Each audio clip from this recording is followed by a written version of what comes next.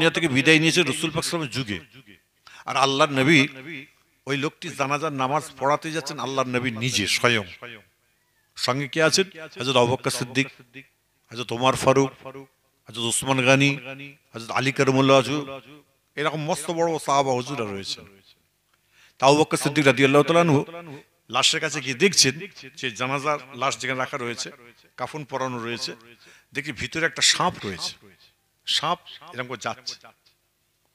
হযরত আবু বকর সিদ্দিক রাদিয়াল্লাহু তাআলা আনহু ওই সময়তে আমার রাসূল পাক সাল্লাল্লাহু আলাইহি ওয়াসাল্লামকে সালামটা দিয়ে বলেছিলেন, আসসালামু আলাইকা ইয়া রাসূলুল্লাহ ইয়া হাবিবাল্লাহ।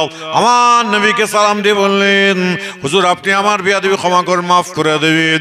এই লাশটার কাফনের মধ্যে একটা সাপ রয়েছে, যদি হুকুম দেন ওই সাপটাকে আমি বার করে নিই। সঙ্গে সঙ্গে যখন এই কথা বললেন, সঙ্গে সঙ্গে সাপটা আবু বকর সিদ্দিককে ঘুরিয়ে সালাম দেয়, আসসালামু আলাইকা ইয়া আবু বকর। আরেকবার জোরে বলা যাবে না? রাসূল পাককে আবু বকর সিদ্দিক সালাম দিচ্ছেন, বলে হুজুর হুকুম দেন সাপটাকে বার করে নিই, কাফনের ভিতরে রয়েছে। আর ঘুরিয়ে সাপটা আবু বকর সিদ্দিককে বলছে, ইয়া আবু বকর, আসসালামু আলাইকা ইয়া আবু বকর। হযরত আবু বকর সিদ্দিক রাদিয়াল্লাহু তাআলা থরথর করে কাঁপছে। আরে বাপ রে বাপ, অবলা জন্তু কথা বলছে। ওই আবু বকর সিদ্দিক রাদিয়াল্লাহু তাআলা আনহুকে বললেন, হে আবু বকর তুমি শুনে রেখো, আমি রাসূল আমি সাপ বলছি। স্বয়ং আল্লাহ পাক আমাকে আপনার মাইয়েতের কাফনের ভিতরে ঢোকার জন্য হুকুমটা দিয়ে দিয়েছে। এক নম্বরে আপনার কারণটা হলো, লোকটি জীবনে কোনোদিন নামাজ পড়তো না, রোজা রাখতো না, যাকাত দিত না, তিনটে কাজ না করার জন্য আল্লাহ পাক হুকুম করে দিয়েছেন। ওই মানুষটার শরীরের মধ্যে আপনার কাফনের ভিতরে ঢুকে গিয়ে কাল কিয়ামত পর্যন্ত তুমি দংশন করতে শুরু করে দাও। আমি আল্লাহ তোমায় হুকুম দিলাম তিনটে কাজ না করার জন্য, আমি আল্লাহ পাক তাকে জান্নাতি বলে কবুল করলাম না। এর জন্য আমি আজকে সাপ জন্তু, আজকে আপনাকে জঙ্গলের সাপ আল্লাহ হুকুম দিয়েছেন, তারই জন্য আমি প্রবেশ করেছি। সবাই উচ্চ আওয়াজে জোরে বলুন নাউযুবিল্লাহ। আরেকটু জোরে বলা যাবে না? নাউযুবিল্লাহ। আল্লাহ হুকুম দিয়েছেন, আল্লাহ হুকুম দিয়েছেন। দ্বিতীয় নম্বর, বুখারী শরীফের হাদিস, আপনার মুসা নবীর উপরে তাওরাত কিতাব ছিল, তাওরাত কিতাব নাযিল হয়েছিল। সেই তাওরাত কিতাব পড়নেওয়ালা আল্লাহর বান্দারা ছিলেন, এক একটা বড় বড় হাস্তি ছিল। আল্লাহর এক বান্দা হয়েছিলেন মুসা নবীর যুগে, 200 বছর হায়াত পেয়েছিলেন, কিন্তু খোদাকে কোনোদিন সিজদা করেনি, জীবনে কোনোদিন সেজদা করেনি আল্লাহকে। তখন যুগের লোকেরা বলে বলা কওয়া করছে, আরে এই লোকটা নামাজ পড়ে না, নামাজ পড়ে না, বলে এই লাশকে কোনোদিন আমরা গোসল দেবো না, জানাজার নামাজ পড়বো না, নোংরা জায়গায় ফেলে দেবো চ। বলে এমন সময় লোকটি মারা গেছে, লাশটা নিয়ে গিয়ে নোংরা জায়গায় ফেলে দিয়েছে। নোংরা জায়গায় যখন ফেলে দিয়েছে, আমার আল্লাহ পাক পরওয়ারদিগার বেনিয়াজ মুসাকে বলছে, এই মুসা। জি আল্লাহ। তোমার উম্মত গোসল দিল না, জানাজা পড়লো না, নোংরা জায়গায় ফেলে দিল। ওই সময় মুসা নবী আমার আল্লাহকে বলেছিল, আমার আল্লাহ এই বান্দাটা জীবনে কোনোদিন আপনাকে সেজদা করে নাই বলে এই কারণের জন্য আমার উম্মতিরা ঠিক করেছে, মানুষটা মারা গেলে তাকে আমরা গোসল দেব না, জানাজার নামাজ পড়বো না, তাকে নোংরা জায়গায় আমরা ফেলে দেবো, তারই জন্য ফেলে দিয়েছে। সঙ্গে সঙ্গে আমার আল্লাহ পাক পরওয়ারদিগার বেনিয়াজ বললেন, এই মুসা তুমি শুনে রেখে দাও, তোমার উপরে যে কিতাবকে আমি আল্লাহ পাক নাযিল করেছি তাওরাত কিতাব, তাওরাত কিতাবের মধ্যে যতবার আখিরি নবী শেষ নবীর মুহাম্মদ রাসূল পাক সাল্লাল্লাহু আলাইহি ওয়াসাল্লামের নাম মোবারকটা দেখতে পাই, ততবারই ওই নামের উপরে চুমা দেওয়ার জন্য আমি আল্লাহ পাক পরওয়ারদিগার বেনিয়াজ ওই বান্দা বান্দির জীবনের জিন্দেগীর সমস্ত গুনাহগুলোকে maaf করে দিয়েছি। বলছি নামাজ পড়েনি তাই না? বলে হ্যাঁ। তোমার উপরে যে তাওরাত কিতাব নাযিল হয়েছে, বলে হ্যাঁ। যতবার ওই আখিরি নবী, আমাদের নবী তো, এই জোরে বলেন, উনি আমাদের নবী না আখিরি নবী? এই আখিরি নবীর নামে আপনি বললেন, আখিরি নবীর নামে যতবার নামটা দেখতে পেয়েছে ততবার চুমা দিয়েছে, আমার আল্লাহ পাক ওকে মাফ করে দিয়েছে, আমি আল্লাহকে ক্ষমা করে দিয়েছি। আরেকবার জোরে বলা যাবে না সুবহানাল্লাহ? কে বলছেন? আমার আল্লাহ পাক মুসাকে বলছে, এই মুসা তোমার উম্মত আর এইদিকে আল্লাহ পাক কি বললেন? 1 নম্বর বেনামাজি, 1 নম্বর যে রোজা রাখে না, 2 নম্বর, 3 নম্বর যে যাকাত দেয় না।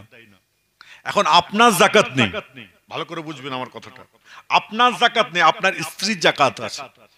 হয় 7.5 ভরি সোনা আছে, 52.5 ভরি রূপা আছে, হয় ওই সমতুল্য টাকা গচ্ছিত আছে। এখন যে যাকাতটা দেবে 365 দিন হলে দেবে তো নাকি? এই জুড়ে বলেন 100 মানে 1 বছর হলে দেবে তো। এখন এই যে যাকাতটা যে দেবে, যাকাতটা কে দেবে? স্ত্রীর সবকিছু আছে, স্বামীর নেই, স্ত্রী দেবে যাকাত না স্বামী দেবে? বলেন, আমার কথা বুঝতে পারেননি? স্ত্রীর টাকা আছে, সোনা আছে, গহনা আছে, সব আছে, স্বামীর কিচ্ছু নেই। এখন যাকাতটা কে দেবে? স্ত্রী দেবে না স্বামী দেবে? বলেন বলেন। আরে বাবা, মুখ খুলতে গালে ব্যথা কেন? একটু উচ্চ আওয়াজে বলেন না। আমি কি বাঘ না আমি ভাল্লুক? কে দেবে? জোরে বলে। স্বামী দেবে। স্বামীর ওই কি বলে যাকাতের যে মালটা আছে, যে টাকাটা গচ্ছিত আছে, ওটা স্বামীর না স্ত্রীর? তা স্বামী দেবে কেন? তার গার্জেন বলে? এই জোরে বলো। গার্জেন, খুব ভালো কথা। গার্জেনের কাছে টাকা নেই, কি হবে? গার্জেনের কাছে টাকা নাই, কি করবে? স্ত্রী, বলেন বলেন বলেন, হচ্ছে স্ত্রী দেবে। ঠিক, যার যাকাত তাকে দিতে হবে। স্ত্রীর যাকাত স্ত্রীকে দিতে হবে, স্বামীর যাকাত স্বামীকে দিতে হবে। কোন স্ত্রীর যাকাত যদি স্বামী যদি খুশি করে দেয়, সেটা কিন্তু নেওয়া কিন্তু জায়েজ আছে এবং দিল কোনো গুনাহ নেই। কিন্তু যার যাকাত তাকে কমপ্লিট করতে হবে। এটা হচ্ছে আল্লাহর হুকুম, আল্লাহর আইন। এবং যাকাতকে ফাঁকি মারা যায়। 365 দিন হলে তবে 1 বছর হবে, তাই তো নাকি? একটা জিনিস 365 55 355 65, যাই হোক 63 65 65, এটা বাংলা কথা, তো বাংলা ভাষা ভালো, তো সব বাংলা বলাই ভালো। তা 365 দিন 1 বছর তো নাকি? হ্যাঁ, এই 365 দিন 364 দিন মাথায় স্ত্রী যদি বলে, হে আমার স্বামী, আপনাকে এই আমার সোনা গহনা যেগুলো আছে আপনাকে মালিক করে দিলাম, আর যাকাত দিতে হবে না। আবার 364 দিনের মাথায় স্বামী স্ত্রীকে যদি বলে, তোমাকে আমি এটাকে আমি তোমাকে মালিক করে দিলাম, যাকাত দিতে হবে। কেন? 365 দিন কমপ্লিট হচ্ছে না, যেটাকে বলা হয় ফাঁকি মারা। যাকাতকে ফাঁকি মারবো, কথা বুঝতে পারছেন না আমার? যাকাতকে যদি মনে হবে, কেউ যদি ভাবে যে আমি ফাঁকি মারবো, আর যদি যাকাত যদি ফাঁকি মারেন, 2 টাকা বেশি যাক 2 টাকা কম না যায়, মাথায় রাখবেন। যেমন ফিতরা, ঈদের নামাজ, ঈদের চাঁদ উঠলে তবে ফিতরা ওয়াজিব হয়, আর ঈদের নামাজ পড়তে যাওয়ার আগে ফিতরাকে কমপ্লিট করতে হয়। কেন? আপনি বলবেন হুজুর গরিবকে, হ্যাঁ অবশ্যই। আপনি অনেকে বলবেন হুজুর কত টাকা ফিতরা? বলে হুজুর 55 টাকা, 46 টাকা, 48 টাকা, 60 টাকা, 62 টাকা। এখন বলুন 60 টাকায় একটা বাচ্চা ছেলের প্যান্ট হবে? হবে? একটা গেঞ্জি হবে, একটা পাঞ্জাবি হবে। আপনি কিশমিশ দেন, আপনি 1 কেজি 660 গ্রাম, আপনি কিশমিশ দেন, কাজু বাদাম দেন, এগুলোকে আপনি বার করুন। আপনার মাস গেলে 30, 35, 40 হাজার টাকা ইনকাম আছে, আপনি বেশি করে যাকাত দেন না, অসুবিধা, ফিতরা দেন না, অসুবিধা কি আছে? আমরা যদি একটুখানি ভেবে চিন্তে চলি না, সমাজ কিন্তু তৈরি হয়ে যাবে। আজকে সমাজকে আমরা নিজেরাই কিন্তু আজকে বিভ্রান্তির মধ্যে ফেলে দিচ্ছি। আজকে সমাজকে ফেলতে গিয়ে নিজেরা বিভ্রান্তির মধ্যে পড়ে যাচ্ছি। খবরদার, নিজেরা অবশ্যই, আপনার যেটা জানা আছে আমার সেটা নাও জানা থাকতে পারে, আর আমার যেটা জানা আছে আপনার সেটা না জানা থাকতে পারে, হবে না? এটাই তো মানুষ। আমরা যদি অতপ্রতভাবে যদি আজকে যদি সাংগঠনিকভাবে যদি চলাফেরা করতে পারি, রসুলের হাদিসগুলোকে কোরআনগুলোকে যদি চর্চা করতে পারি, আল্লাহ বলবে এই ফেরেশতারা দেখ আমার উম্মত আমার বান্দা বান্দিরা তারা আজকে আমার নবীর হাদিসগুলোকে নিয়ে আমি আল্লাহ আমার কোরআনগুলোকে নিয়ে কোরআনের আয়াতগুলোকে নিয়ে তারা নিজের চর্চা করে তারা নিজের বলছে যাও ওদের বলনেওয়ালাকেও আমি আল্লাহ কবুল করলাম আর শুননেওয়ালাকেও আমি আল্লাহ কবুল করে নিলাম। আরেকবার যদি বলেন না সুবহানাল্লাহ, আরেকটু আনন্দের সঙ্গে জোরে বলা যাবে না? নিজেরা একটু তৈরি হন, ভালো মনের মানুষ হয়ে যায়, কোনো চিন্তা করবেন না। কেন? আল্লাহ যেরকম দুনিয়ায় পাঠিয়েছেন রিজিক দিয়েই পাঠিয়েছেন, তাই না? রিজিক দিয়েই পাঠিয়েছেন। আল্লাহ নবীর দরবার শরীফে কথা বলতে গিয়ে আমার রাসূলকে আপনি আমি চিনতে পারলাম না, হাবিবুল্লাহ হাবিবকে আপনি আমি চিনতে পারলাম না। আমার আল্লাহ পাক পরওয়ারদিগার বেনিয়াজের দরবারে নয়, আমার রাসূল পাক সাল্লাল্লাহু আলাইহি ওয়াসাল্লামকে একদিন সাহাবারা হুজুরা প্রশ্ন করেছিলেন, ইয়া রাসূলুল্লাহ হাবিবাল্লাহ কাল কিয়ামতের দিনে কোন মানুষগুলো নাজাত পাবে একটু বলে দিন। আমার নবী আপনার নবী দয়ার নবী বলেছিলেন, ক্বালা আমলিক আলাইকা লিসানিকা, তোমাদের জবানটাকে তোমরা হেফাজত করে রাখো। আবার বেশ কয়েকদিন পরে সাহাবারা আমার রাসূলকে প্রশ্ন করলেন, ইয়া রাসূলুল্লাহ হাবিবাল্লাহ হুজুর আপনি আমার বেয়াদবি মাফ করে ক্ষমা করবেন, কাল কিয়ামতের দিনে কোন মানুষগুলো নাজাত পাবে একটু বলে দিন। আমার নবী আপনার নবী দয়া নাই বলেছিলেন, মান ক্বালা লা ইলাহা ইল্লাল্লাহ ফাদাখালাল জান্নাহ, যেই মানুষরা শেষ কথাটা কালেমা হয়ে যাবে আমার আল্লাহ পাক তাকে জান্নাতি বলে কবুল করে নেবেন। আল্লাহর নবীর দরবারে কথা বলতে গিয়ে বুখারী শরীফে হাদিসের মধ্যে পাওয়া যায় আমার নবী আপনার নবী দয়ার নবী হুজুর আকরাম সাল্লাল্লাহু আলাইহি সাল্লাম একদিন মসজিদে নববীতে আসেন, একজন মহিলা মেয়ে ছেলে আমার রাসূল পাকের দরবারে যায়, তখন পর্দার আয়াত নাযিল হয়েছে, পর্দার কার্যকরী হয় নাই। আমার রাসূল পাককে গিয়ে সালামটা দিয়ে বলেছিলেন, ইয়া রাসূলুল্লাহ আপনাকে আমি দাওয়াত করতে আসছি। বলে কি ব্যাপার বলো? বলে হুজুর আপনাকে আমি দাওয়াত করে যদি খাওয়াতে পারি আমার অন্তরটা ভরে যাবে। আমার নবী আপনার নবী দয়া নাই বলেছিলেন, না না না না না আমাকে দাওয়াত করতে হবে না, আমি যাবো, আমি যেতে পারবো না। বলে হুজুর আপনি আমার ঘরে যদি আমি গরিব মানুষ, আমার ঘরে যদি না যান আমি বড় কষ্ট পাবো। আমার নবী আপনার নবী দয়া নাই বললেন অমুক তারিখে আমি যাব। যখন তারিখটা ঘোষণা দিয়ে দেয় আমার রাসূল পাক সাল্লাল্লাহু আলাইহি ওয়াসাল্লাম যেদিনে আসবেন সেই দিনেতে মেয়ে ছেলেটা আমার রাসূল পাকের জন্য রান্না করছে। এমন সময় আল্লাহর নবীর একটা খাসিয়াত ছিল কি, যদি ফজরের নামাজের সময় বা তাহাজ্জুদের ওয়াক্তের সময় রাত্রির বেলাতে যদি কোনো মাইয়েতের খবর পেয়ে যায় দুনিয়ার কথার খেয়াল থাকে না, ওই মাইয়েত বাড়ি চলে যায়। ফজরের নামাজ আদায় করবার পরে আমার নবী আপনার নবী দয়ার নবী যখন মাইয়েতের খবর পেয়ে গেছে মেয়েটার কথা মনে নাই, মাইয়েত বাড়ি চলে যাওয়ার পরে এমন সময় মেয়েটা রাসূল পাকের জন্য রান্না করছে। এমন সময় আল্লাহ নবী আসছেন না, অনেক সময় হয়ে যায়, মেয়েটার আপটা এমন সময় নিজের সদর দরজার কাছে চুপচাপ দাঁড়িয়ে আছে। বেশ কিছুক্ষণ দাঁড়াবার পর দেখতে পাই আমার নবী আপনার নবী দয়ার নবী হুজুর আকরাম সাল্লাল্লাহু আলাইহি সাল্লাম বেশ কিছু মেহমান আপনার সাহাবাদের নিয়ে আল্লাহ নবী তিনি আসছেন। ওই সময়তে আমার নবী আমার রাসূলকে মেয়েটা সালামটা দিয়ে বললেন, ইয়া রাসূলুল্লাহ ইয়া হাবিবাল্লাহ হুজুর আপনি আমার বিয়াদবি মাফ করুন, ক্ষমা করবেন, আজকে আপনার আমার বাড়িতে আপনার দাওয়াত আছে, আপনি এত সময় নিচ্ছেন কেন বলেন? মা শুনে রেখে দাও, যদি কোনো মানুষ দুনিয়া থেকে বিদায় নেয় আমি রাসূলুল্লাহ আমার দুনিয়ার কথা মনে থাকে না। আজকে এতগুলো সাহাবাকে নিয়ে আমি তোমার বাড়িতে যাব কি করে?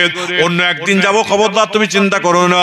ওই সময় মেয়েটার চোখ দিয়ে ঝরঝর করে পানি বার হয়, কাঁদতে কাঁদতে বললেন, ইয়া রাসূলুল্লাহ আপনাকে আমি হুকুম করছি আপনি চলে আসেন, আপনি চিন্তা করবেন না। ওই সময় সাহাবাদের নিয়ে গেলেন, আল্লাহর নবী ঘরে গিয়ে বসলেন। এমন সময় সাহাবাদের বললেন তোমরা গোল হয়ে বসে যাও। যখন গোল হয়ে বসলেন আল্লাহর নবী প্রত্যেককে এমন সব প্লেট দিয়ে দেয়।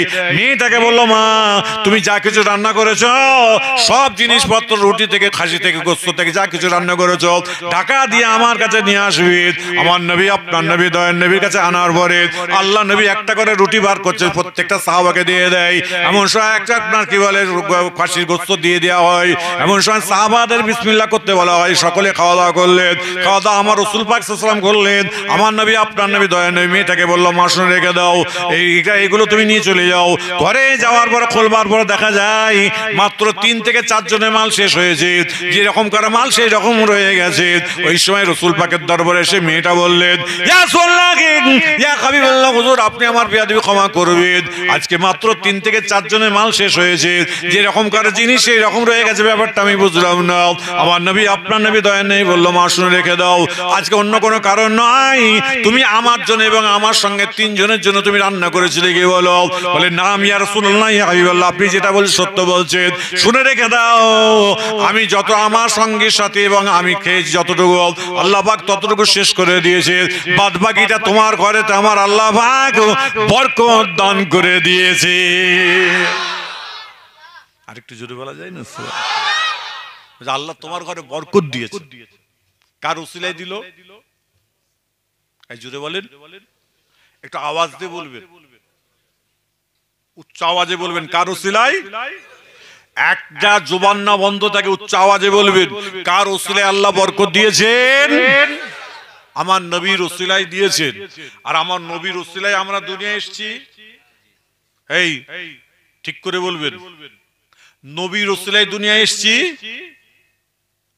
নবীকে না আল্লাহ তৈরি করলে এত বড় পৃথিবী তৈরি হতো? একটা আওয়াজ দিয়ে জোরে বলেন, হতো? দুনিয়া তৈরি হতো? দুনিয়া তৈরি হতো না। তাহলে আজকে বলুন, রাসূল পাক সাল্লাল্লাহু আলাইহি সাল্লাম তিনি বেনামাজি ছিলেন, বেরোজগার ছিলেন, রাসূল পাক সাল্লাল্লাহু মিথ্যা কথা বলতেন, রাসূল পাক সাল্লাল্লাহু গালাগালি করতেন, আল্লাহর নবী চায়ের দোকানে আড্ডা মারতেন। আপনি আমি আড্ডা মারি?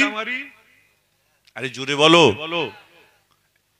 একটা জবান না বন্ধ থাকে, উচ্চ আওয়াজে বলবেন, আমরা আড্ডা মারি চায়ের দোকানে, বিড়ি টানি, সিগারেট টানি, বউকে ধরে পিটি। বউ পেটার লোক নেই তো? কলুপাড়াতে থাকবেন না, কথা হলো? কলুপাড়া তো ঘোলাপাড়া, কলুপাড়া পাশাপাশি। তা বলছি বউ পেটার লোক নেই তো কেউ? বলে এইসব কথাবার্তা কেন? এসেছেন একটু ওয়াজ করে দোয়া করতে চলে যাবেন, এইসব কথাবার্তা বলে। আমি আমাদের মতো চলবো, আপনাকে দাওয়াত করেছি, পয়সা দেবো, হাদিয়া দেবো, খাওয়াবো দাওয়াবো, মেহমানদারিকে চলে যাবেন। ওরে ভাই, কাল কিয়ামতের দিনে আমার মতো শাইম সিদ্দিক ধরা পড়বে, বান্দার কাছে নয়, আল্লাহর কাছে ধরা পড়বে। আল্লাহ বলে, এই বান্দা, তোমাদের মুখ দিয়েছিলাম, তুমি বলতে পারো না, শরীয়ত মোতাবেক চলুন, আমার আল্লাহর কোরআনকে পড়তে শুরু করুন। আমি নামাজ পড়তে বলবো না। আজান হয়েছে, অজু করে মসজিদে গিয়ে 5 মিনিট বসে চলে আসবেন, নামাজ পড়বেন না। নামাজ পড়া দরকার নেই, অজুটা করে 5 মিনিট বসবেন, নামাজের মুসাল্লার মধ্যে বসে উঠে নিজের কাজে বেরিয়ে চলে আসবে, দরকার নেই নামাজ পড়া। বিড়ি বিড়ি মুখে তুলবেন না। এখানে তাবারক আছে না? তাবারক আছে তো? তাবারক খেয়ে যদি কেউ বিড়ি টানো, আমি দোয়া চাইবো আল্লাহর কাছে, আল্লাহ ওর পেটের ব্যথা না ভালো হয়। জোরে বলুন আল্লাহু আমিন। আর জোরে আল্লাহ আমিন নেই তো, যারা খায় তারা বলছে চিন্তাই পড়ে গেছে, কি হবে আল্লাহ। চাচা তুমি খাও না কি গো? ও চাচা তুমি খাও, ঠিক করে বলো। আরে মুখে হ্যাঁ, হাজি সাহেব পাশেরটা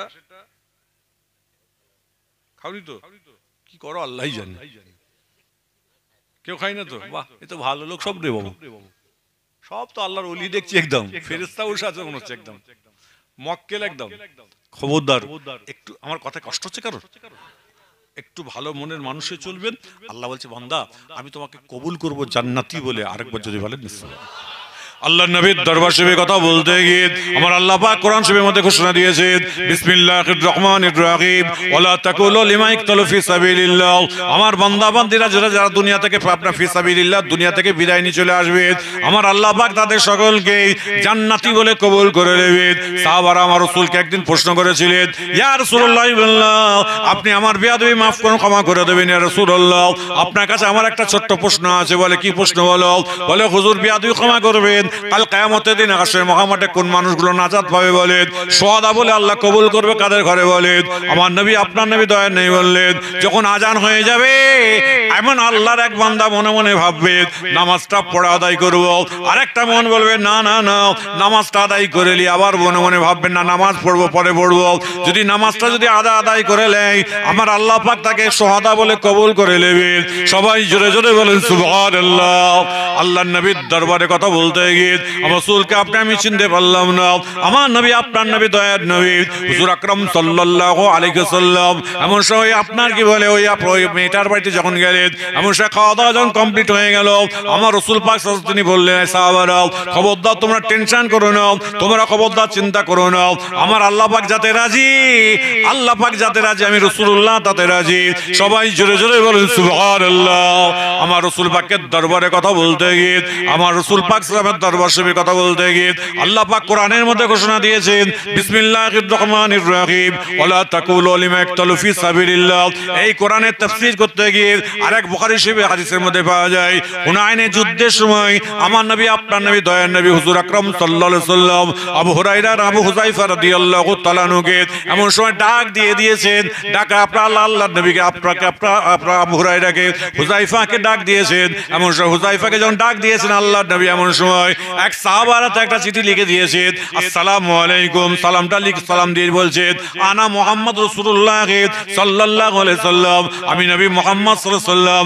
এই আপনার কি বলে হুযায়ফা, তুমি যে কোনো অবস্থায় থাকো না কেন, তুমি আমার সঙ্গে এসে সাক্ষাৎ করে দেখা করো। এমন সময় হুযায়ফা রাদিয়াল্লাহু তাআলা আনহুর বিয়ে মাত্র হয়েছে, নিকাহটা পড়ানো হয়েছে, এমন সময় দোয়া চা কমপ্লিট হয়ে গেছে, খুরমাকে আমার মানুষজনকে দেয়া দিয়ে চলছে। এমন সময় যখন ওই লোকটা এসে সালামটা মুসাফা করেছে, এমন সময় চিঠিটা দিয়েছে, আল্লাহর নবী চিঠিটা দিয়েছেন, দেওয়ার সঙ্গে সঙ্গে হুযায়ফা রাদিয়াল্লাহু তাআলা আনহু চিঠিটা দেখেই বললেন, ভাই বড় ভাইকে বলছে, ভাই আমি চলে যাব।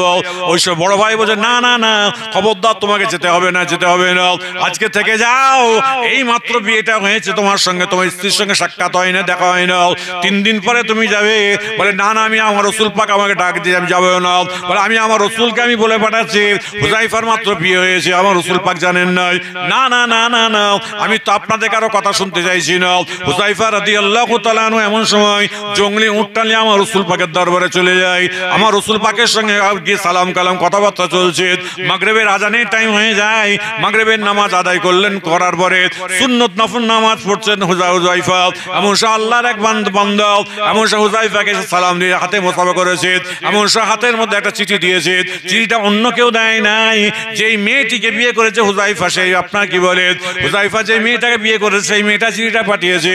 এমন সময় চিঠিটা খুলে দেখতে পাচ্ছে, আসসালামু আলাইকুম, আমি অন্য কেউ নয়, আপনার স্ত্রী বলছি, আমার সালাম নেবেন, আপনার সঙ্গে আমার দেখা হলো না, আপনাকে আল্লাহর নবী আজকে হুনাইনের যুদ্ধের প্রধান সেনাপতি করতে এসেছে, আমি জানতে পেরেছি, বুঝতে পেরেছি। না না না না না, আজকে আপনার সঙ্গে আমার কি একবার দেখা হবে না, দেখা হবে না, আমার প্রাণের স্বামী একবার দেখা করার জন্য আমার মনটা বড় কাঁদতে চাইছে, কেননা কাল কিয়ামতের দিন আপনাকে আমি কি করে পাবো, কাল কিয়ামতের দিন আজকে আমি কি করে পাবো, একটু বলে দিন। যখন এই কথা বলেছেন হুযায়ফা রাদিয়াল্লাহু তাআলা আনহু থাকতে পারলেন না, সঙ্গে সঙ্গে হুযায়ফা ওই আপনার চিঠিটার উল্টো পিঠে লিখে দিয়েছে, হে আমার প্রাণের স্ত্রী, তুমি আমার দোয়া নিও, আজকে যদি আল্লাহর রাস্তায় যদি দুনিয়া থেকে যদি চলে যেতে পারি, আল্লাহর হুরেরা আমার জন্য যথেষ্ট, তোমার সঙ্গে আমার সাক্ষাৎ করার আমার প্রয়োজন পড়ে না। যখন এই চিঠিটা লিখে দিয়েছেন, আমার নবী আপনার নবী দয়ার নবী হুজুর আকরাম সাল্লাল্লাহু আলাইহি ওয়াসাল্লাম তাহাজ্জুদের ওয়াক্তের সময় সাহাবাদের তুলে দিয়ে বললেন, যাও চলে যাও চলে যাও, তোমরা সবাই যুদ্ধের পোশাকটা তোমরা পরে নাও। যুদ্ধের পোশাকটা পরা কমপ্লিট হয়ে গেছে, এমন সময় ফজরের নামাজ পড়া হয়ে যায়।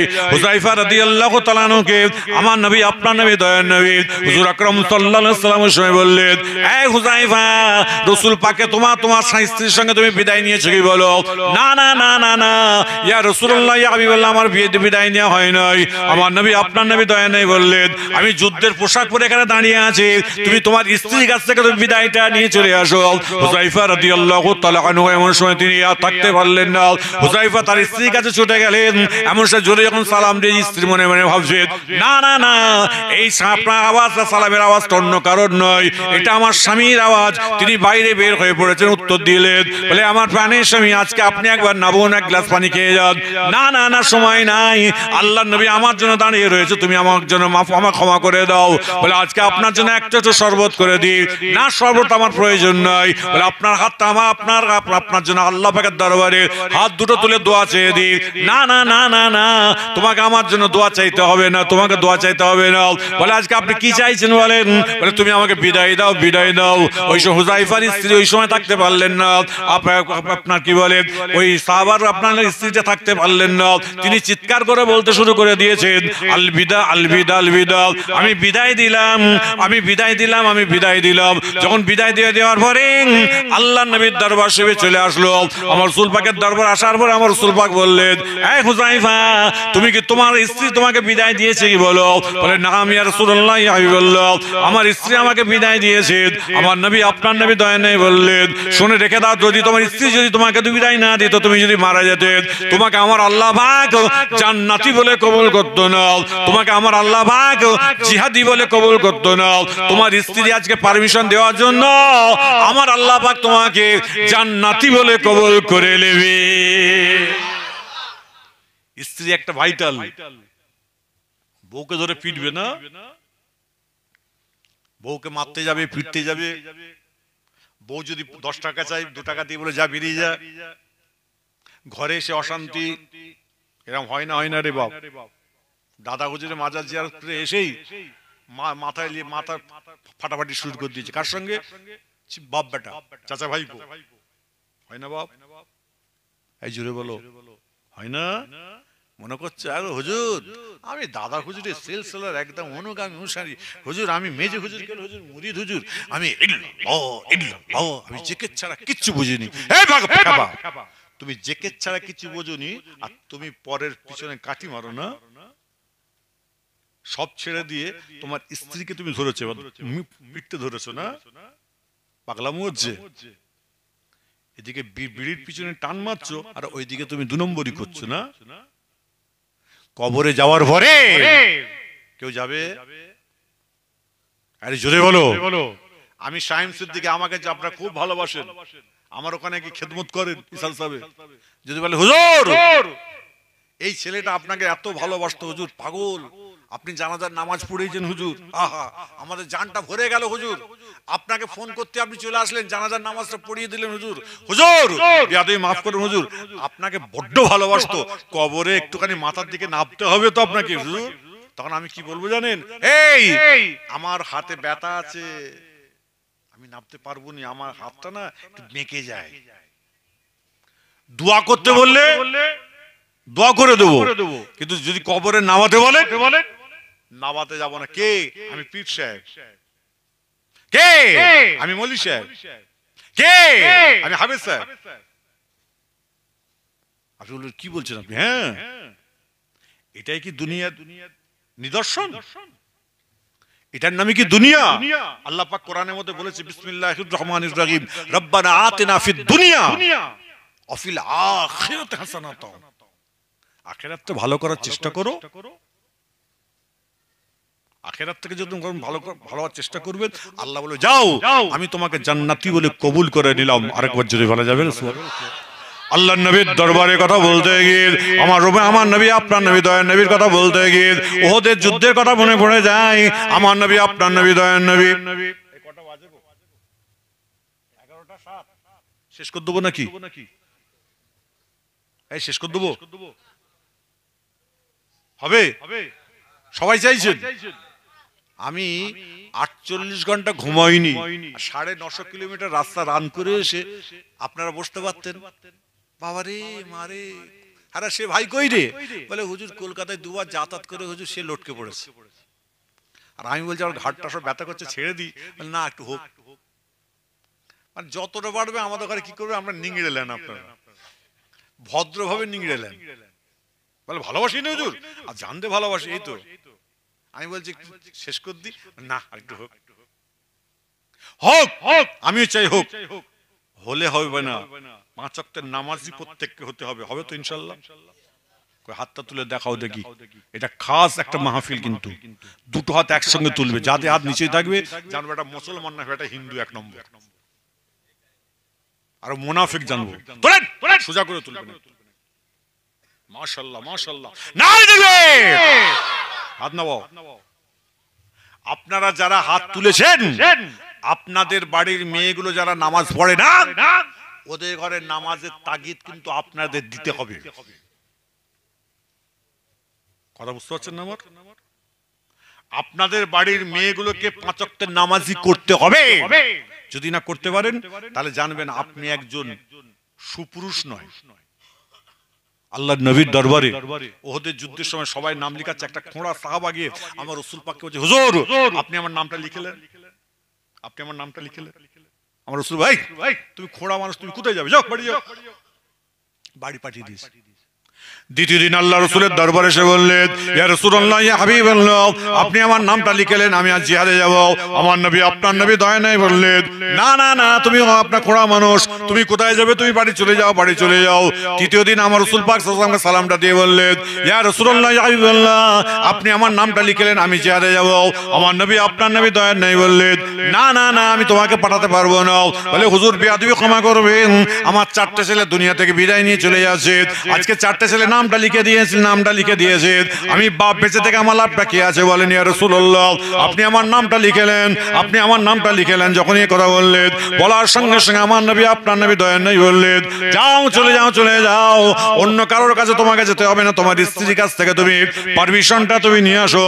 যখন পারমিশনটা আনতে গেছে, আনার সঙ্গে সঙ্গে এমন স্ত্রীর কাছে যাওয়ার পরে স্ত্রীকে সালাম কালাম দেওয়ার পরে বললেন, না না না না না, স্ত্রীর সঙ্গে সঙ্গে আপনার কি বলে, তিনি এমন মুচকে এসে বললেন, হে আমার প্রাণের স্বামী, আপনি আজকে জিহাদের ময়দানে যাবেন বলছেন, খোঁড়া সাহাবা, আপনি অর্ধেক রাস্তা থেকে ফিরে আসবেন।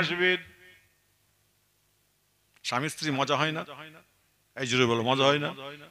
একটু মজা করে বলছে, এই তুমি খোঁড়া মানুষ, তুমি অর্ধেক রাস্তা থেকে ফিরে আসবে, যাও বলেছে। আর স্বামীটা কি করেছে, আল্লাহর দরবারে দুটো হাত তুলে কেঁদেছে, দুটো হাত দোয়া চেয়েছে, দোয়া চেয়ে চলে এসেছে। ওহদের যুদ্ধের সময় আল্লাহর নবী, আল্লাহর হাবিবের সময় প্রত্যেকে যখন জানাজা এমন যখন দুনিয়া থেকে বিদায় নেয়, তাদের জানাজার নামাজগুলো আল্লাহর নবী তিনি নিজে স্বয়ং পড়িয়ে দেয়। পড়াবার পরে এমন সময় তিনি বললেন, এই মেয়েরাও ছেলেরাও, যাও চলে যাও, চলে যাও, যাদের বাপ, যাদের ভাই, যাদের দাদা দুনিয়া থেকে চলে গেছে, তোমরা যে যা নিয়ে গিয়ে তোমাদের এলাকায় নিয়ে গিয়ে তোমরা দাফন করে দাও। ওই মেয়ে ছেলেটা এমন সময় তার 4টে ছেলের লাশকে তুলতে এসছে, আসার পরে এমন সময় তার 4টে ছেলের লাশ এমন সময় উঠের মধ্যে তোলা হয়েছে।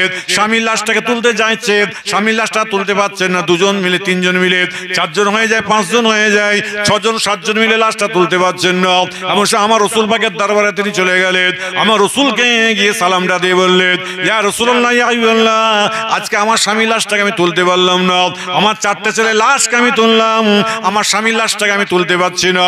যখন এই কথা বললেন, বলার সঙ্গে সঙ্গে আমার রাসূল পাক সাল্লাল্লাহু আলাইহি ওয়াসাল্লাম বললেন, এই সাহাবারা, আপনারা কি বলে, এই সাহাবা তুমি শুনে রেখে দাও, এই মহিলা, মেয়ে ছেলে, মা তুমি শুনে রেখে দাও, তোমার 4টে ছেলে লাশকে তুমি তুলেছো কি? বলো, বলো হ্যাঁ তুলেছি।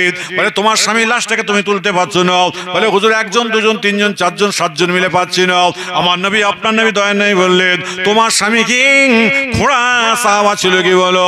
বলে, নাম ইয়া রাসূলুল্লাহ, আমার সাহাবাটা, আমার স্বামী ছিল খোঁড়া সাহাবা।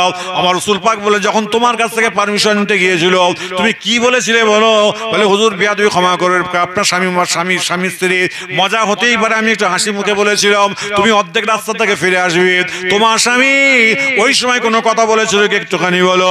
বলে, ওই সময় বলেছে, ইয়া রাসূলুল্লাহ, হাবিবাল্লাহ, বিয়াদবি মাফ ক্ষমা করবেন। ওই সময় আমাকে কোনো কিছুই বলে নাই, আল্লাহ পাকের দরবারে দুটো হাত তুলে দোয়া চেয়েছিল। কি দোয়া চেয়েছিল তা তো আমি জানি নাই। ওই সময় আমার নবী, আপনার নবী দয়া নেই বললো, মা শুনে রেখে দাও, তোমার স্বামী আল্লাহ পাকের দরবারে হাত তুলে দোয়া চেয়েছিল, আল্লাহ গো, আজকে আমার স্বামী, আমি আজকে যেখানে দুনিয়া থেকে বিদায় নেব, সেই জায়গা থেকে কাল কিয়ামতের দিনে উঠবো, খবরদার আমাকে কেউ না যেন তুলতে পারে আল্লাহ। আমি কাল কিয়ামতের দিনে যে জায়গায় মরবো, সেই জায়গা থেকে কাল কিয়ামতের দিনে উঠবো। যাও চলে যাও, চলে যাও, তুমি বাড়ি চলে যাও, তোমার 4টে ছেলে লাশকে নিয়ে, তোমার বাপের লাশকে, তোমার স্বামীর লাশটা তুমি তুলতে পারবে না। তোমার স্বামীর লাশটা কাল কিয়ামতের দিনে এই জায়গা থেকে উঠবে। সবাই জোরে জোরে বলেন সুবহানাল্লাহ। আল্লাহর কাছে চাইলে আল্লাহ কবুল করে না বাপ? এই জোরে বলো, এই কেমন ভাবে কবুল হয়েছে? স্বামী স্ত্রী মজা হয়, মজাকে আল্লাহ কিভাবে কবুল করেছে দেখেন। একদম তুলতে পারছেন না, চিন্তা করেছেন? খবরদার, যা কিছু ঘটে আল্লাহর হুকুমে ঘটে। আপনি বলুন, হুজুর আমি তাহলে বেনামাজি, আমি তাহলে আল্লাহর হুকুমে বেনামাজি? না, এটা আপনার ভিতরে শয়তান ঢুকেছে, আমার ভিতরে শয়তান ঢুকেছে, আমার ভিতরে বজ্জাতি আছে, আমার মন শয়তান আছে। ওইগুলোকে একদম পিষে মেরে দেন, আপনি আল্লাহ হয়ে যান, আল্লাহর হয়ে যান। আল্লাহ বলছে, বান্দা আমি তোমাদের হয়ে যাব। আরেকবার জোরে বলা যাবে না? খবরদার, আল্লাহ তাকুলু লিমা ইকতালু ফি সাবিলিল্লাহ, আল্লাহর রাস্তায় দুনিয়া থেকে বিদায় নাও। আপনি বলুন, হুজুর কিভাবে কি করব? যখন ঘুমাতে যাবেন তওবা ইস্তেগফারটা পড়ে লা ইলাহা ইল্লাল্লাহু মুহাম্মাদুর রাসূলুল্লাহ সাল্লাল্লাহু আলাইহি সাল্লাম এই কালেমাটা পড়ে নেবেন, ব্যাস ঘুমিয়ে পড়বেন। সারা গ্রামের মানুষ, আপনি মারা গেছেন, কে মানুষ বলছে খারাপ, কে ভালো, কে মন্দ, যে যাই বলুক, আল্লাহ বলছে এই ফেরেশতা শোন, ওর শেষ কথাটা কালমা হয়ে গেছে, আমি আল্লাহকে জান্নাতি বলে কবুল করে নিয়েছি। আরেকবার যদি বলেন, খবরদার, একটু ভালো মনের মানুষ হন, একটু সচেতন হন। কেন? সব আজকে দেখবেন প্রত্যেকটা জিনিস, এই যে মিডিয়াগুলো বসে আছে, এই যে আপনারা এখানে যতগুলো মানুষ আছেন, আমি শামীম সিদ্দিকী আমার ওয়াজ এখানে আমি বসে আছি, সৌদি আরবে শুনছে, আমেরিকায় শুনছে, শুনছে না, লন্ডনে শুনছে, বাংলাদেশে শুনছে, বলে হুজুর ভাইজান আপনাকে লাইভে দেখলাম, আপনি বাংলাদেশ থেকে গিয়ে আপনি ওয়াজ করছিলেন, এখনই ফোন করে বলবে। কত আপডেট, কতটা পৃথিবী আজকে আপডেট হয়েছে। আজকে আমি এখানে আমাদের মৌলানা সাহেবকে নামিয়ে দিয়ে আমি আপনার ওই চড়াবিদ্যা বলে না, চড়াবিদ্যা তো সরবেরিটা পার হয়ে চড়াবিদ্যা, ওখানে আমার একটা কাজ ছিল, সেখানে গেছি। যাওয়ার পরে আপনার সব থেকে আমাদের কলকাতার ভিতরে আইপিএস এর সব থেকে বড় একজন মানে ব্যক্তি, মানে পুলিশ অফিসার আর কি, তার সঙ্গে কথা হচ্ছিল, হতে হতে সে বলছে দেখুন তো পৃথিবী কোথায়, আমাকে এখনই বলে, একটু এই আধা আমার আসার আগে আমাকে বলছে পৃথিবী আজকে কোথায় বলুন তো। তাদের ধারণা, তার তো গবেষক। আমি কেন বলুন তো, বলে আমি দিল্লিতে রয়েছি আর আপনি সুন্দরবনে বসে আছেন, আপনাকে আমি দেখছি, আপনি আমাকে দেখছেন, পৃথিবী কত আপডেট। তার ভাষায় সে বলছে আমার আল্লাহ তো তোমাকে তার আগে বলে দিয়েছে, আপডেট আমি আল্লাহ করব। আরেকবার যদি বলা যাবে না, আমার আল্লাহর উপর কেউ আছে নাকি? এই জোরে বলো। তাহলে সে আল্লাহর বান্দা, আখাসুল খাস বান্দা এবং আখিরি নবীর উম্মত আমরা। যে যাই বলুক, যত নবী এসেছেন প্রত্যেকটা নবী আল্লাহর কাছে ফরিয়াদ করে বলেছেন আল্লাহ আমাকে নবী না করে আখিরি নবীর উম্মত করো আল্লাহ। আরেকবার যদি বলা যাবে না সুবহানাল্লাহ, আল্লাহ তুমি আমাকে আখিরি নবীর উম্মত করো। কেন বলেছিলেন? কেন বলেছিলেন? আজকে আখিরি নবী যেটাই চাইবে আমার আল্লাহ সেটাই কবুল করে নেবেন। আরেকবার যদি বলা যাবে না, আল্লাহ রসুল বলছে আল্লাহ একটা উম্মত যদি জাহান্নামে থাকে, আমি নবী আমি জান্নাতে যাব না। আরেকবার যদি বলা যাবে না, তাহলে কত বড় আমাদের নসিব। তা আমার রসুলকে আপনি কি কারণে আপনি লেট করাবেন জান্নাতে নিয়ে যাওয়ার জন্য? আপনি বলেন হুজুর বিয়াদবি মাফ করুন হুজুর, আমাদের ঘরে জাহান্নামে যেতেই হবে হুজুর, জাহান্নামে না গেলে জান্নাত পাওয়া যাবে না। না, আপনি বলুন আল্লাহ হুজুর আল্লাহ আমাদের ঘরে যেন প্রথমই যেন জান্নাতে দিয়ে দেয়, আমার নবীকে আল্লাহ না কষ্ট দেয়, আমাদের জন্য আমার রসুলকে না কষ্ট করতে হয়, এইটা মনের ভিতর রাখবেন, আল্লাহ আপনাকে জান্নাতি বলে কবুল করে নেবেন। আরেকবার জোরে বলা যাবে না সুবহানাল্লাহ? আরেকটু আনন্দের সঙ্গে জোরে বলা যাবে না? খবরদার, এগুলোকে মাথায় রেখে সারা শরীয়ত অনুযায়ী চলবেন, ঈমানকে মজবুত করে চলবেন। আল্লাহ যেন আপনার আমার প্রত্যেকের মনের আশা আকাঙ্ক্ষাকে আল্লাহ যেন কবুল করেন। সবাই জোরে বলুন আল্লাহু আমিন। যাই হোক, আসুন আমার রাসূল পাক সাল্লাল্লাহু আলাইহি ওয়াসাল্লাম সোনার মদিনার জমিনে আরাম করছেন, আমরা সকলে দাঁড়িয়ে আমার নবীকে সালাম জানিয়ে দিই, ইয়া নবী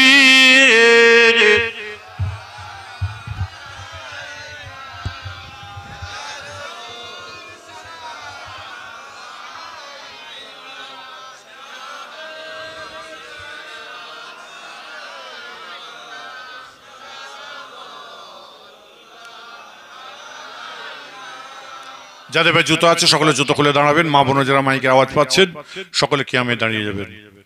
আনতাশাম সুন্নান তাবাদরুন আনতা নূর রুনফা কানুরি আনতা সিরু ওয়াগালি আনতা মিসবাহ সুদুরি ইয়া নবী ইয়া রাসূল সালাম।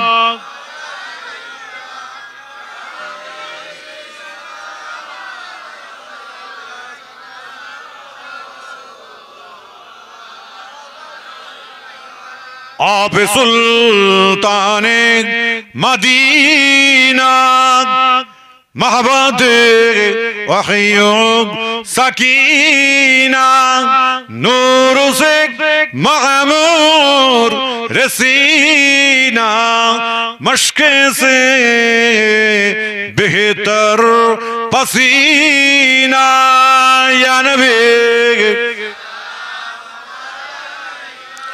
या रसूल सलाम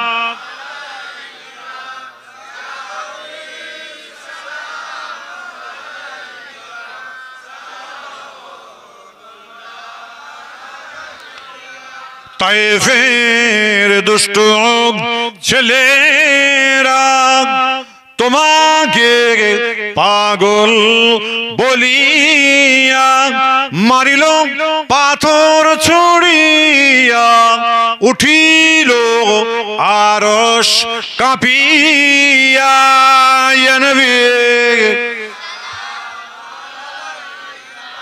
ইয়া রাসূল সালাম ইয়া হাবিব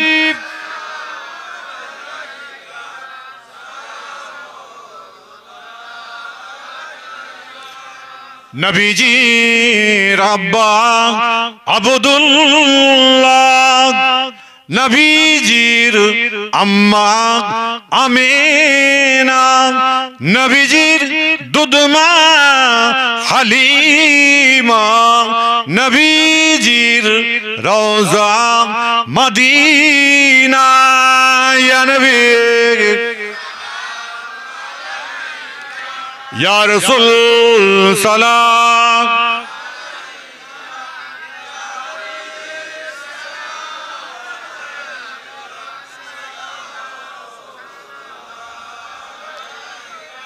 ইয়া নবী সালাম লাউ আমার ইয়া হাবিব সালাম লাউ শাওয়ার ইয়া রাসূল সালাম লাউ এই জলসার মোরাজে সবাই গুনাহগার ইয়া নবী ইয়া রাসূল সালাম ইয়া হাবিব সালাওয়াতুল্লাহ আলাইকা ইয়া রাব্বি সাল্লাম দাইমান আবাদা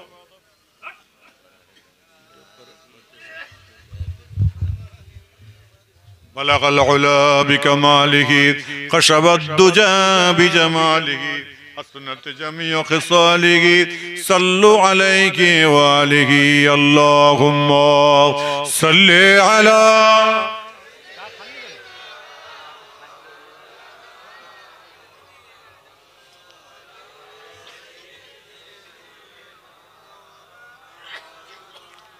সকলে আমার সাথে বলেন সুবহানাল্লাহ ওয়ালহামদুলিল্লাহ লা ইলাহা ইল্লাল্লাহ সুবহানাল্লাহ ওয়ালহামদুলিল্লাহ লা ইলাহা ইল্লাল্লাহ সুবহানাল্লাহ ওয়ালহামদুলিল্লাহ লা ইলাহা ইল্লাল্লাহ লা ইলাহা ইল্লাল্লাহ মুহাম্মাদুর রাসূলুল্লাহ আল্লাহুম্মা সাল্লি আলা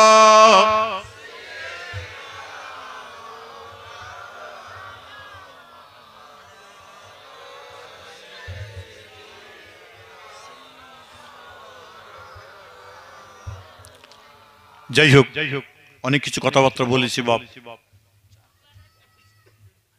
অনেক কিছু কথাবার্তা বললাম আমার কথা কি কষ্ট পেলেন ব্যথা পেয়েছেন নামাজ হবে তো ইনশাল্লাহ হ্যাঁ হবে তো রমজান শরীফ আসছে রোজা রাখা হবে বলেন আলহামদুলিল্লাহ এ বাপ একটা কথা বলবো আমরা যে একসঙ্গে বসে আছি ভালো লাগছে না খারাপ লাগছে ভালো লাগছে না সোশ্যাল মিডিয়ায় গত সপ্তাহ থেকে একটা ঝড় উঠেছে না আমাকে নিয়ে হ্যাঁ আচ্ছা এই কাজটা করেছি খারাপ করেছি না ভালো করেছি হ্যাঁ সবাই বলছেন ভালো কই হাত তুলে দেখাবেন আমার সবাই জানেন না নাকি মুরব্বীরা জানে না। সোশ্যাল মিডিয়ায় আমার একটা কাজ হয়েছে কি জানেন, এই যে কি গোটা আমাদের জামিয়া রহমানিয়া কাইম সাহেবের মাদ্রাসা এবং ওনার সংগঠনের নামটা কি, অল ইন্ডিয়া সুন্নতুল জামাত। আজকে খাদিজায় গিয়েছিলাম, আজকে বাংলাদেশ থেকে বর্ডার ক্রস করে বেলা 3টের সময় ঢোকার কথা ছিল, আমি 4টের সময় ঢুকেছি। সেখানে বসে আব্দুল মতিন সাহেব ভাই ছিলেন, রজব আলী ভাই ছিলেন, আরো সব আলেম ওলামারা সব ছিলেন, এবং সেখানে 1200 ছেলে মেয়ে খালি পড়াশোনা করে, 1200 খালি মহিলা। আমাকে দেখে খুব ভালো লেগেছে। এবং জামিয়া রহমানিয়াতে আমি সকাল 6:30 7:25 ঢুকেছি, সেখানে প্রচুর লোক। আমি ভাবলাম যে আমার মুজাদ্দিদ জামানকে এরা কতটা না ভালোবাসে, আর আমরা কি করছি, মানুষগুলো খালি সরিয়ে দিচ্ছি। আমি একটু কোলে টেনে নিয়েছি, তা আপনার খুশি না বেজার? খুশি না? আমাদের মতো কোনো দ্বন্দ্ব নেই, কোনো ঝগড়া নেই। কেউ যদি কিছু বলে, আপনাদের ঘরে একটা কথা বলে দিচ্ছি, বলবেন পিছনের দিকে তাকাবার আমাদের টাইম নেই, আমরা আগিয়ে তাকাবো। পিছনের দিকে তাকিয়ে লাভ আছে? পিছনের জিনিস খুঁজে পাবেন? পিছনে 10,000 টাকা খরচা করে এসেছেন, এখন ওই 10,000 টাকা বলে দাও দাও করলে পাবেন, আর সামনে যদি তাকাই পাওয়া যাবে না। যদি বলেন পাওয়া যাবে না। এবং আমি বলে দিয়েছি, আজকেও বলে দিয়েছি, সামনের দিকে তাকাবো, যতটুকু আমাদের দৃষ্টি যাবে ততটুকু সেখানে আমরা গিয়ে দাঁড়াবো, সেখানে আবার দাঁড়াবো, দাঁড়িয়ে সেখান থেকে আমরা যখন আবার তাকাবো, যতদূর দৃষ্টি যাবে ততদূর আমরা তাকাবো। এবং হানাফি মাযহাব এবং ফুরফুরা শরীফ মুজাদ্দিদ জামান দাদা হুজুরের সিলসিলা জিন্দা আছে, আজীবন জিন্দা থাকবে। আরেকবার জোরে বলেন সুবহানাল্লাহ। নারে তাকবীর, নারে তাকবীর।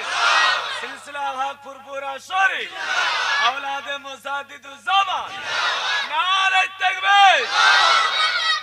এই বাবাজি আমাকে বহুদিন আগে বলেছিল যে হুজুর আপনি পারবেন। তুমি বলেছিলে না? অনেক দিন আগে, কত বছর হবে, 5-7 বছর আগে আমাকে বলেছিল হুজুর আপনি পারবেন।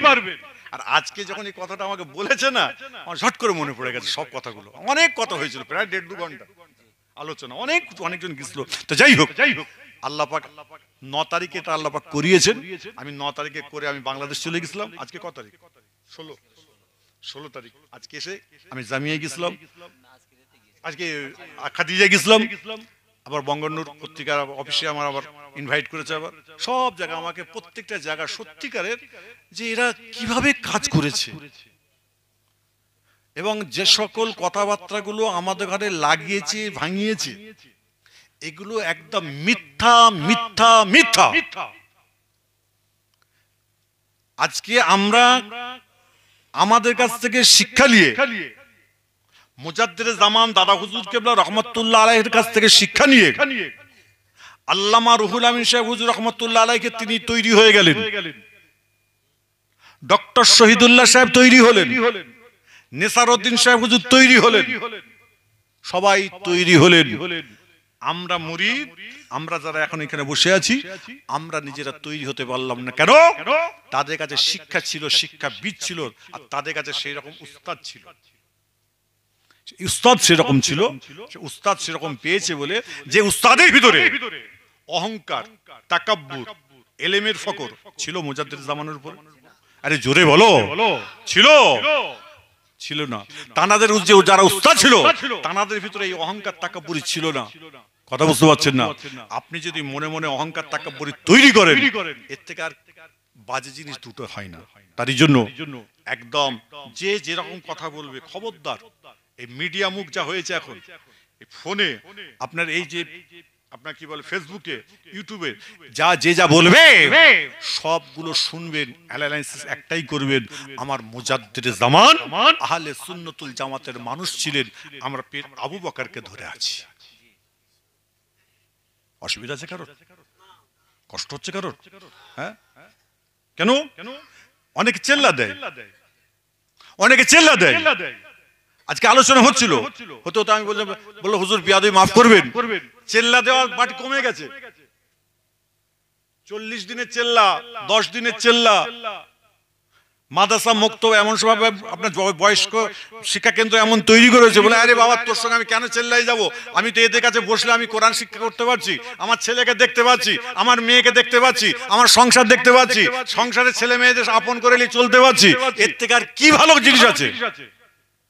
শিক্ষা দিচ্ছে অনেকে বলছে, আওয়াজ উঠেছে আমি শুনেছি আজকে সবকিছু ডিসকাস করলাম যে বলছে অনেকে বলছে না ওরা আপনার কি বলে শাফি মাযহাব হয়ে গেছে না।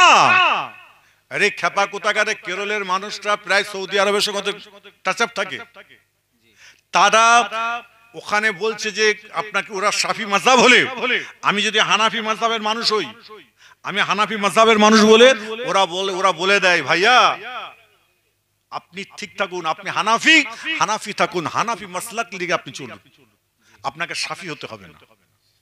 এবং এই বেঙ্গলে আব্দুল মতিন সাহেব ভাই আমার বলছিলেন এই বেঙ্গলে আমাদের হানাফি মাযহাব বেশি বলে তারা বলে দিয়েছে হুজুর মতিন সাহেব আপনি এখানে হানাফি মাযহাবের আপনি মাসলা বলুন, আপনাকে আমরা সহযোগিতা করব, আর কি চাইবো।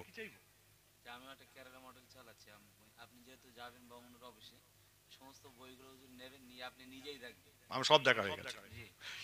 তা যাই হোক, আরে খেপা একটুখানি টিপলে সব বোঝা যায়, আমি সব বুঝে নিয়েছি, ঠিক আছে একদম সব ঠিকঠাক চলছে, আল্লাহ কবুল করেন।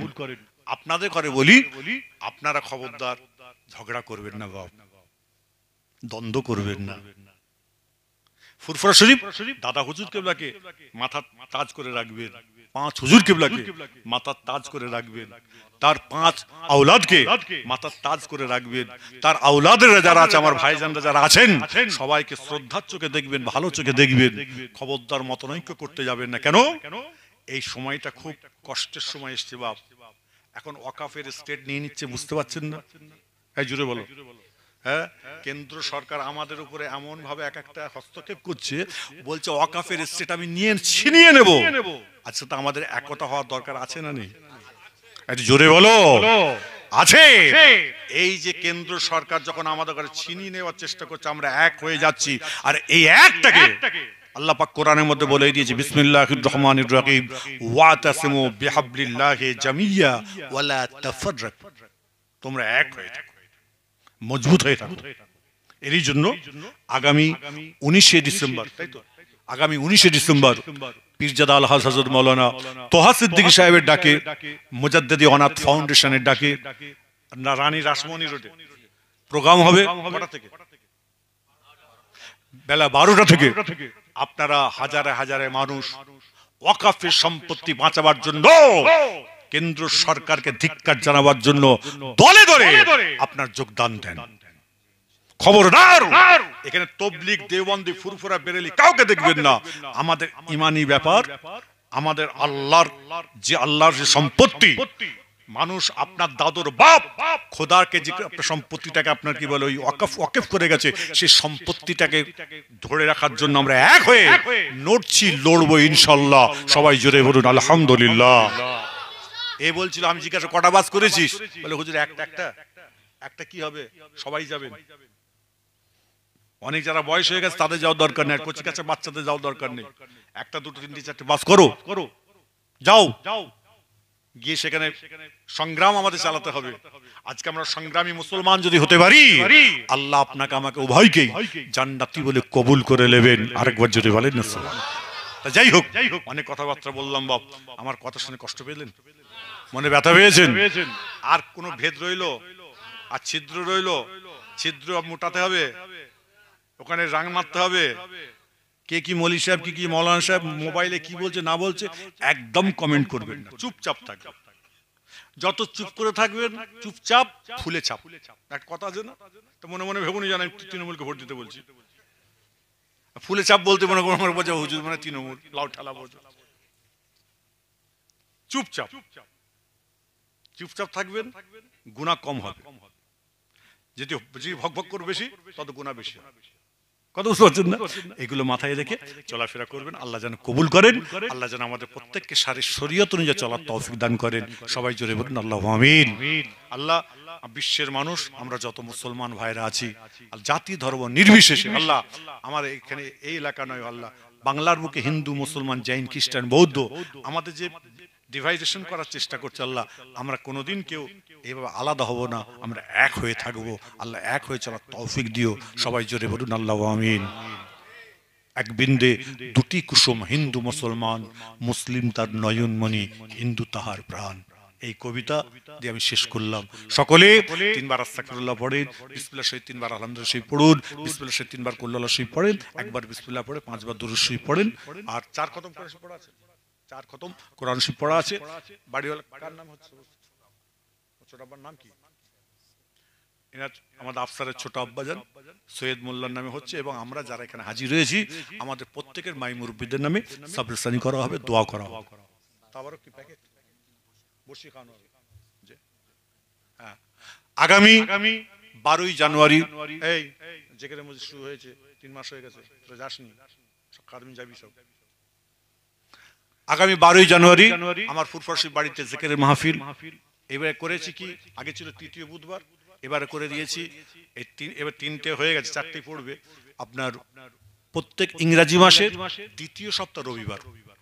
প্রত্যেক ইংরাজি মাসের দ্বিতীয় সপ্তাহ রবিবার আমার ফুরফুরাশির বাড়িতে জিকিরের মাহফিল হবে, আপনারা সকলে যাবেন। আগামী আমি দাওয়াত দিয়ে দিয়েছি অ্যাডভান্স, আমি জামিয়া রহমানিয়া আমি মাওলানা আব্দুল কাইম সাহেবকে বলে দিয়েছি ভাইজান আপনাকে আসতেই হবে। উনি বলেছে হুজুর আমার যতই কাজ থাকো আমি যে পৌঁছাবো ইনশাল্লাহ। এবং আজকে যারা ছিলেন, যত আলেম ওলামারা ছিলেন সবাইকে দাওয়াত দিয়েছি, আর সুন্নাতুল জামাতে যত সব ছিল সবাইকে বলেছি, এবং আপনাদের যারা এখানে বসে আছেন সবাইকে মাসে একটা দিন, মাসে একটা দিন, অনেক টাকা খরচা করেন, মাসে একটা দিন আমার ফুরফুরাশির বাড়িতে আসুন, একটু জিকির আজকার মোরাকাবা মুশাহিদা, একটু বাতিনি শিক্ষার দিকটা আগান, আর সেটা গেলে 1 মাস একটু চর্চা করবেন, আবার 1 মাস পরে যাবেন কি সেটাকে আবার রিচার্জ করে আসবেন, দেখবেন ইনশাল্লাহ আমরা কেউ জাহান্নামে যাব না, আল্লাহ আমাদের সবাইকে জান্নাতি করে দেবে।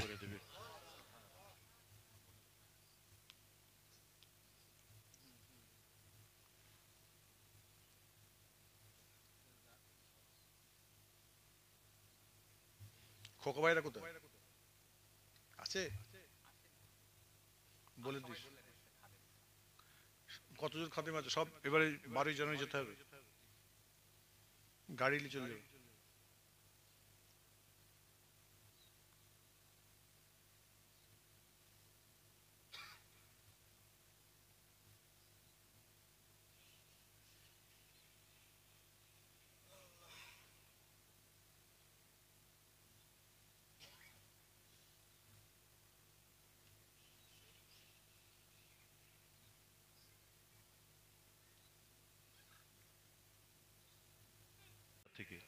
বহু রাস্তা। এই আফসার ভাই আমার বলে ভাইজান আপনাকে একটা ডেট দিতে হবে। আমি বললাম তাহলে ডেট তো নাই, তো এই বাংলাদেশ থেকে আসার দিনে যদি হয় বল তাই হবে, কোনো অসুবিধা নেই। তার জন্য আজকে কিছুক্ষণের জন্য এসেছি দুটো কথা বলার জন্য, কেন আমরা হলাম আল্লাহর বান্দা, আখির নবীর উম্মত, এবং ফুরফুরা শরীফ মুজাদ্দিদ জামান আমির শরিয়ত আলা হযরত পীর দাদা হুজুর কিবলা রাহমাতুল্লাহ আলাইহির মতাদর্শের উপর প্রতিষ্ঠিত আমরা চলাফেরা করি, এবং হানাফি মাযহাবের মানুষ। তার জন্য আল্লাহ পাকের দরবারে লাখ লাখ কোটি কোটি শুকর আদায় করি। সবাই জোরে বলুন আলহামদুলিল্লাহ। দেখেন আজকে যারা দুনিয়া থেকে চলে গেছে তাদের নামে সাবরসানি করার জন্য, দোয়া করার জন্য আমরা এই জায়গায় এসে হাজির হয়েছি। আর একটা দিন এমন আসবে, সেই দিনেতে আপনার আমার সাবরসানি করার জন্য আরো কিছু মানুষ বসবে, তাই না? আচ্ছা বলুন তো দেখি, যেই মানুষগুলো দুনিয়া থেকে আপনার আমার আত্মীয়, আপনার বাপ মা দাদা দাদি যারা দুনিয়া থেকে চলে গেছে, আচ্ছা আমরা কি তার কবরটা খুঁড়ে দেখছি কেমন আছে? যদি বলেন দেখিনি, কেন? কারণটা কি? আল্লাহ পাক হুকুম দেননি, তাই তো? যে কবর খুঁড়ে মাঝে মধ্যে দেখার হুকুম দেয়নি, তাই না? কেন না? আল্লাহ যদি হুকুম দিত তাহলে কিন্তু আমরা ঘন্টায় ঘন্টায় খুলে খুলে দেখতাম আমার বাপটা কেমন আছে, আমার মাটা কেমন আছে। কিন্তু আপনি চিরদিনের মতো শুইয়ে দিয়ে চলে এসেছে, সেই বাপের অবস্থাটা কি আপনি আমি জানতে পারছি না, কিন্তু আমরা আন্দাজে কি করছি কি আল্লাহকে বলছি, আল্লাহ তুমি আমার বাপকে জান্নাতি করো, তুমি আমার মাকে জান্নাতি করো, আল্লাহ আমার কবরে, আল্লাহ আমার বাপ মায়ের কবরের সওয়াল জবাবকে হালকা করে দাও, দোয়া করি। এই যে দোয়া করেন, দোয়াটা হলো আসলে কি? দোয়া যদি আপনি করেন, বাপ ছেলে যদি বাপের জন্য দোয়া করে, ছেলে যদি মায়ের জন্য দোয়া করে, মা যদি ছেলের জন্য দোয়া করে, ছেলে যদি বাপের জন্য, বাপ যদি ছেলের জন্য দোয়া করে, অবশ্যই আল্লাহ পাক ওই দোয়াকে কবুল করে নেবেন। আরেকবার যদি বলেন না সুবহানাল্লাহ। আমাদের মতো মানুষ কানার দরকার নেই, আপনার নিজেরা তৈরি হন।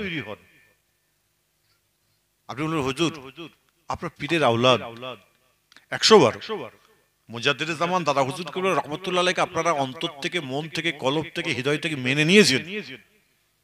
তারই জন্য আপনারা যতই যাই হন না কেন, আপনার ছেলে যত বড় আলেম হয় না কেন, বলে একবার ফুরফুরা শরীফ থেকে একটা পীরের আওলাদ লিয়ে আয়, শেষ দোয়াটা তিনি করুন।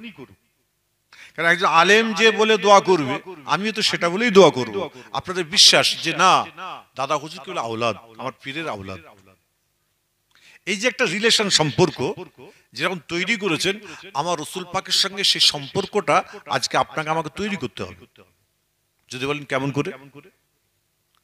এক আল্লাহর বান্দা